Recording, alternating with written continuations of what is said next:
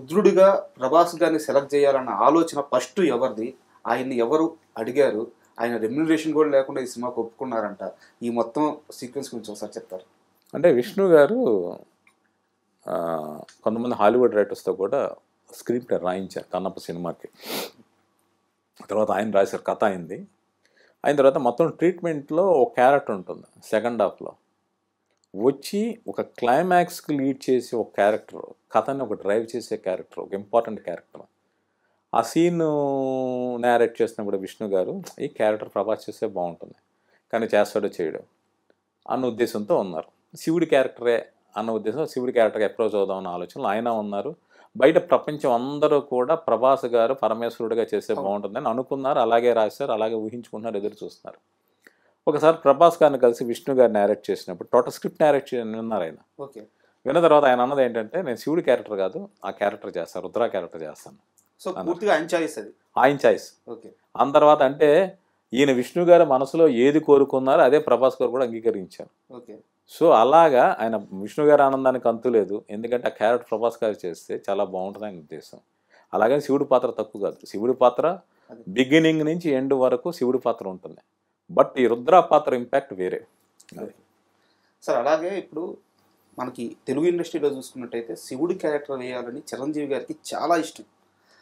మంచు ఫ్యామిలీకి, మెగా ఫ్యామిలీకి ఎన్ని చిన్న చిన్న గిల్లికజ్జాలు ఉన్నా వాళ్ళిద్దరూ ఒకటే. ఫైనల్గా వాళ్ళ రిలేషన్ చాలా అద్భుతంగా ఉంటుంది. చిరంజీవి గారిని అప్రోచ్ అవ్వాలన్న ఆలోచన ఏమన్నా జరిగిందా? నాకు తెలిసి అది జరగలేదు. ఓకే. మీరు అన్నట్టు చిరంజీవి గారు పార్వతీ పరమేశ్వరుని ఎప్పుడో ఒక 80s వచ్చిన సినిమాలో ఫస్ట్ టైం శివుడికి యాక్ట్ చేశారు.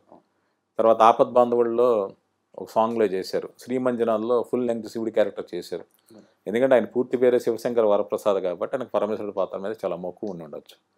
వీళ్ళు మొదటి నుంచి శివుడి పాత్ర ఒక తెలుగు అంటే చిరంజీవి గారు అని వాళ్ళు ఏం అనుకోలేదు, వేరే స్టార్ ఎవరైనా చేస్తే బాగుంటుందో మొదటి నుంచి అనుకున్నారు. చివరికి ఆ పాత్ర అక్షయ్ కుమార్ గారు చేశారు. సూపర్. సార్ ఇప్పుడు ఒక సీరియస్ క్వశ్చన్. కన్నప్ప సినిమా విపరీతమైన బజ్ క్రియేట్ చేసింది. అవును. రిలీజ్కి ముందే హైప్ వచ్చింది. అయితే ఇక్కడ ఇంకో వర్గం ఉంది సార్, వాళ్ళు ప్రభాస్ హార్డ్ కోర్ ఫ్యాన్స్, డైహెడ్ ఫ్యాన్స్ అంటారు కదా ప్రభాస్ గారు, అలాంటి ఫ్యాన్స్ అనమాట. అంటే ప్రభాస్ కెరీర్ పీక్స్లో ఉంది. ఇలాంటి సమయంలో కన్నప్పలో ఏదో మొహాటానికి మా వాడు ఒప్పుకున్నాడు, సినిమా ఎలా ఉండబోతుందో, ఈ టైంలో అవసరమా, ఇలా కొంత భయపడే ప్రభాస్ ఫ్యాన్స్ ఉన్నారు. వాళ్ళకి మీరు ఎలాంటి ధైర్యం ఇవ్వబోతున్నారు? ఇది ధైర్యం కాదండి, అంటే ఒక నటుడికి రకరకాల భిన్నమైన పాత్రలు చేయాలని కోరుకుంటుంది. ప్రభాస్ గారు ఈరోజు పాన్ ఇండియా స్టార్ దాటే ప్రపంచవ్యాప్తంగా తెలిసిన స్టార్ అయ్యారు. ఎందుకంటే అటు హాలీవుడ్ కావచ్చు, మిడిల్ ఈస్ట్ కంట్రీస్ కావచ్చు, జపాన్ కావచ్చు, వీటన్నిటిలో ఆయనకు విపరీతంగా ఫ్యాన్స్ ఉన్నారు. అయితే ఏంటి అంటే కన్నప్ప సినిమా అనేది ప్రభాస్ గారి ఫ్యామిలీకి ఒక స్పెషల్ ఫిల్మ్. ఎందుకంటే ఆయన పెదనాన్న గారు కృష్ణరాజు గారు భక్త కన్నప్ప అని సినిమా చేశారు, అదో memorable movie. So Kannappa cinema Prabhas గారితో చేయాలని కృష్ణరాజు గారి కోరిక, అది నెరవేరలా. సో ప్రభాస్ గారు ఆయనకున్న బిజీ షెడ్యూల్స్ కావచ్చు, ఆయనకున్న ప్లానింగ్ కావచ్చు, వస్తున్న ఆఫర్స్ కావచ్చు, కన్నప్ప క్యారెక్టర్ ఆయన చేసే అవకాశం లేదు. బట్ తనకి చాలా ఇష్టమైన మోహన్ బాబు గారు ఇన్ని 100 కోట్లు పెట్టి సినిమా తీస్తున్నారు, విష్ణు గారు ఆ పాత్ర మీద మక్కువతో సినిమా చేస్తున్నారు. మా పెదనాన్న గారి డ్రీమ్ వీళ్ళు చేస్తున్నప్పుడు నేను పార్టిసిపేట్ చేయాలని. ఇప్పుడు ఆయన చెయ్యాలనుకుంటే ఇంకొకటి చెప్తున్నాను, ఆయన ఏ శివుడి పాత్ర చేయొచ్చు, లేక ఇంకో పాత్ర చేయొచ్చు, ఒక క్యామియోలో చేయొచ్చు. కానీ ఆయన రుద్ర పాత్ర ఎందుకు చేశారు, ఆ పాత్రలో ఒక స్ట్రైకింగ్ ఎలిమెంట్ ఉంది, అందుకని ఆ పాత్ర చేయడానికి కూడా ఆయన ఇష్టపడ్డారు. అంటే కమర్షియల్గా మంచి ఎలివేషన్స్ ఉంటాయంటారు. కమర్షియల్గా అంటే భక్తిని మించిన కమర్షియాలిటీ ఇంకోటి లేదు. ఓకే. దేవుడి గురించి మించిన విశ్వాసం కానీ దాని గురించి నడిచే కథను మించింది లేదు. ప్రభాస్ గారి క్యారెక్టర్ ఏంటి అంటే ఈ ప్రజెంట్ జనరేషన్కి ఎన్ని లాజికల్ క్వశ్చన్స్ అడుగుతారో ఆయనే అడుగుతాడు, ఆయనే సమాధానం చెప్తాడు. అసలు ఆయన ఇటు విష్ణు గారితో మాట్లాడే డైలాగ్స్ కావచ్చు, మోహన్ బాబు గారితో మాట్లాడే డైలాగ్స్ కావచ్చు, అవన్నీ ఆడియన్స్ని ఆలోచింపజేస్తాయి, క్లాప్స్ కొట్టేస్తాయి, విజిల్స్ వేయిస్తాయి. సో ప్రభాస్ ఫ్యాన్స్ ఏంటంటే వాళ్ళ హీరో ఫుల్ లెంగ్త్ సినిమా కాకపోయినా ప్రభాస్ గారి పాత్ర చిరకాలం గుర్తుండిపోతుంది. ఒక కన్నప్ప చేసిన విష్ణు గారికి ఎంత పేరు వస్తుందో, ప్రభాస్ గారు పోసిన రుద్ర పాత్ర ఫ్యాన్స్కే కాదు మామూలు ప్రేక్షకులు కూడా చిరకాలం గుర్తుండిపోయే పాత్ర. సార్ మీరు జర్నలిస్ట్గా చిత్రజ్యోతి సంథింగ్ కొన్ని ఆంధ్రజ్యోతి, జ్యోతిచిత్రాన్ని ఫిల్మ్ మ్యాగజైన్ చేశారు, కొన్నిట్లో చేశారు, అలాగే పుస్తక రచయితగా కూడా చేశారు, సీరియల్స్గా చేశారు. అక్కడి నుంచి మీ సినీ ప్రస్థానం ఎలా మొదలైంది, ఆ ఫస్ట్ సినిమా ఏది, ఆ పాత్ ఎలా కుదిరింది? అంటే మీరు నమ్మండి నమ్మకపోండి, దానికి కారణం మా నాన్నగారు తోట రామారావు గారు. ఆయన నన్ను 5వ క్లాస్ వరకు స్కూల్కి పంపించాల. అందరూ కాన్వెంట్లో చేర్పించే రోజులు ఆయన స్కూల్కి పంపించాల. కారణం ఏంటి అంటే బాల్యం చాలా గొప్పది. ఆయన ఎక్కడో రవీంద్రనాథ్ ఠాగూర్ గారు బాల్యం గురించి చదివారట.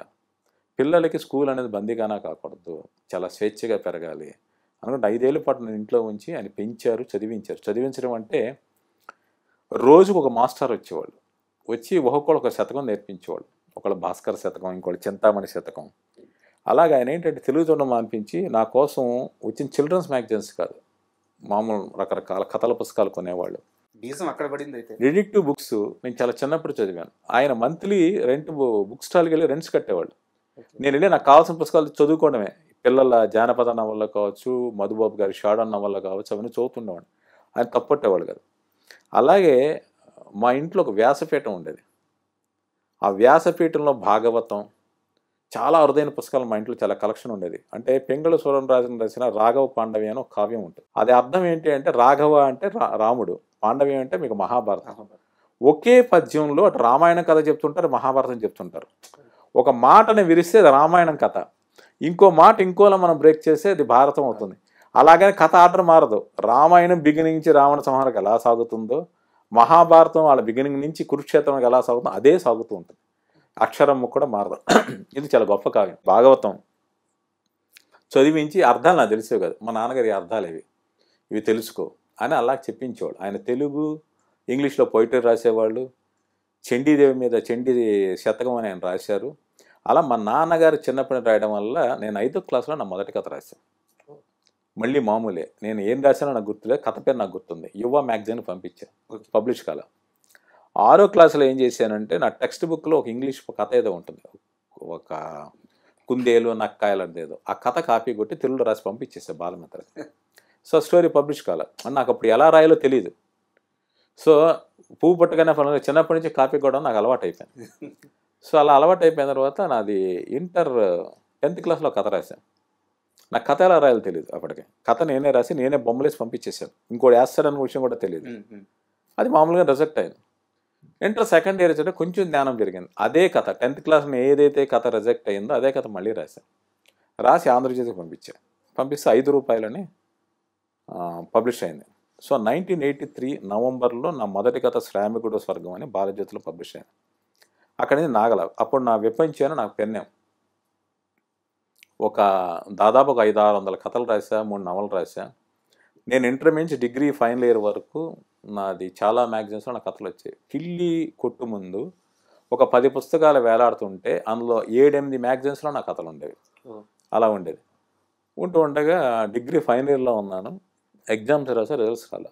మెడ్రాస్ నుంచి విజయబాబు గారి దగ్గర నుంచి ఫోన్, ఒకసారి ఏదైనా కథ పంపించు అని. నవల పంపించు. నా కథలు రెగ్యులర్గా ప్రతి నెల విజయ మంత్రిలో వచ్చేవి. అప్పుడు జయ్య అని మన బిఏ రాజు గారు వైఫ్, ఆవిడ విజయ్ మ్యాగజైన్లో పనిచేసేవాళ్ళు. నాకు పెళ్ళగా కావాలని సినిమా కోఆర్డినేటర్గా పనిచేసేవాళ్ళు.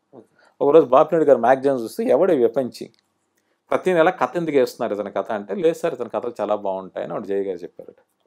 అయితే పని చేయమని ఒక నవల రాసి పంపించమని అన్నారు. సరే నవల రాసి పంపించమన్నకి ఏం నవల రాయాలి నాకు. ఆయన ఉద్దేశం ఏంటంటే చిరంజీవి గారి కింద పనికొచ్చే నవల రాస్తానేమో నేను ఉద్దేశం. ఇప్పుడు మగమహారాజు ఉంది, ఆకెళ్ళ గారు రాసిన ఒక వ్యవస్థ అనేది. అలాగే ఇంకొకటి రైటరు నాకు పేరు గుర్తులేదు, ఆవిడ లేడీ రైటర్ మగ పేరుతో రాసింది. ఆ 2 కలిపి మగమహారాజు సినిమా తీశారు. అలాగే నేను రాస్తాను, నాకు ఆ విషయం తెలియదు. నేను ఒక రాత్రి కూర్చుని అంటే ఒక 8-9 టైంలో రాత్రి 8-9 గంటలకి స్టార్ట్ చేశాను. నా ఫ్రెండ్ డి సోమసుందర్ అని ఒక సీనియర్ మోస్ట్ జర్నలిస్ట్ కూర్చుని తెల్లవారుజాము 6 గంటలకు ఒక నవల రాశాను, స్వర్గానికి ఎగిరిపోను. అది పంపించినంత మెడ్రాస్ రమ్మన్నారు. చెప్పారు, వెళ్ళిన తర్వాత చెప్పారు ఇది సినిమాకు పనికొచ్చేది కాదు, సరే ఉండని చెప్పి ఆయన ఆఫీస్లో అకామిడేషన్ ఇచ్చారు. ఇచ్చి ఆయనతో పాటు అప్పుడు కృష్ణరాజు గారి సినిమా జరుగుతుంది, మా ఇంటి మహారాజాతో షూటింగ్లు తీసుకెళ్లేవాళ్ళు. తెలుగు సినిమా ప్రీవ్యూలకి స్వయం కృషి, కులాల కురుక్షేత్రం అనుకుంటా, ఇలాంటి సినిమాలు అంటే ఆయనతో పాటు వెళ్తుండేవాడిని. ఆయన నా బచ్చాగా 20 ఏళ్ళ కుర్రాడిని. ఆయనతో పాటు డైనింగ్ టేబుల్ కూర్చొని బ్రేక్ఫాస్ట్ చేయించేవాళ్ళు. ఆ దశలో ఖైదీ నెంబర్ 706 సినిమా ఆయన స్టార్ట్ చేశారు. స్టార్ట్ చేసినప్పుడు దాంట్లో ఏంటంటే నేను ఒక లెర్నర్ నుండి అప్రెంటిస్ అనండి ఆ ప్రాజెక్ట్లోకి నేను ఎంటర్ అయ్యాను. సత్యమూర్తి గారు రైటర్. సో కాశీ విశ్వనాథ్ గారు ఇంకో రైటర్ ఉండేవాళ్ళు. ఈయన సత్యమూర్తి గారు పొద్దున వస్తే కాసేపు ఉన్నారు, రాత్రి వచ్చేవాళ్ళు. ఒకళ్ళు వస్తున్నట్టు ఇంకోటి తెలిసేది కాదు. ఒకసారి సత్యమూర్తి గారు పిలిచి నన్ను తిడతా ఉండాలి, ఎవరు వస్తున్నారు, ఏంటి వర్క్ చేస్తున్నారు ఇదని. అంటే డిఫరెంట్ వర్షన్స్ కోసం వేరే వెర్షన్స్. వేరే వర్షన్స్. నాకు 20 ఏళ్ళ వయసులో 20-21 ఏళ్ళ వయసు. ఏంటి ఒక రైటర్ రాసి ఇంకో రైటర్ రాసే తప్పేంటి, 2-3 కలిసి రాయొచ్చు కదా, ఎందుకు ఇలా ఫీల్ అవుతుంటారు అనేసి ఆ వాతావరణం నాకు కొంచెం ఇబ్బందికరంగా అనిపిస్తుండేది. సినిమా అవుతారు నాకు నచ్చక ఈలోగా ఏంటంటే జ్యోతిచిత్ర అనే ఫిల్మ్ మ్యాగ్తో నాకు ఆఫర్ వచ్చింది. కరెక్ట్గా గువ్వా గోరింక సాంగ్ కంపోజింగ్ అప్పుడు నేనున్నా. రాజకోటి గారు కంపోజ్ చేస్తుంటే బాపిరెడ్డి గారు ఇంట్లోనే చేశారు, భువన్ చంద్ర గారు రాశారు. నేను రూమ్ బయట వెయిటింగ్, ఆ లోపల ఆ రూమ్లోనే బయట కూర్చున్నాను. సో ఆ సాంగ్ బయటకు వచ్చిన తర్వాత దాని లిరిక్ అది చూశాను. ఆ సాంగ్ రికార్డింగ్ జరిగిన రోజు నేను బాపిరెడ్డి గారు నేను జాబ్ మానేస్తాను చెప్పాను. ఎందుకు అన్నారు. లేదు సార్ మా ఊరు వెళ్ళిపోతాను, నా బెంగగా ఉన్నాను. సరే వెళ్ళిపోనే నేను పంపించారు. నాకు రావాల్సిన డబ్బులు ఇచ్చి పంపించారు. సో నేను మెడ్రాస్ నుంచి విజయవాడ జ్యోతిచిత్రలో చేరా. సో జ్యోతిచిత్రలో 13 years పనిచేశాను. 1987 నవంబర్ నుంచి 2000 వరకు చేశాను. ఇక్కడ ఇంకొక విశేషం ఏంటంటే ఖైదీ నెంబర్ 76లో ఏ సాంగ్ అయితే లోపల కంపోజ్ అనే బయట వెయిట్ చేశానో, సాంగ్ కంపోజింగ్ ఎలా చేస్తారు, వాళ్ళు ఏం ట్యూన్ ఇస్తారు, ఈయన ఏం రాస్తారు, ఎలా వస్తుందనే బయట ఈగర్గా వెయిట్ చేసిన ఆ పాట నేను అనుకోకుండా రచయితగా పనిచేసిన సుబ్రహ్మణ్యం ఫర్ సేల్ సినిమాలో ఆ సాంగ్ రీమిక్స్ చేశారు.